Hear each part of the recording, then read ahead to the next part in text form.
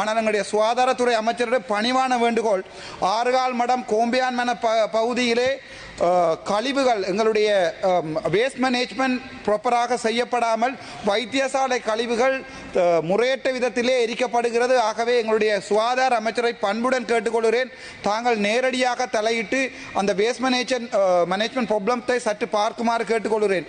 அது தவிர உங்களுக்கு தெரியும், யாழ்ப்பாணத்திலே வடக்கு வைத்தியசாலையிலே கண் வாட்டிருக்கிறது. 17,000 2024 ஆண்டில் 17,000 கட்ராக்ட் சர்ஜரி செய்யப்பட்ட கொழும்பு வைத்தியசாலை நேஷனல் ஹாஸ்பிட்டலுக்கு ஒப்பிடக்கூடிய ஒரு ஓட்டை டாக்டர் மலரவன் அவர்கள் நடத்தியிருக்கிறார்.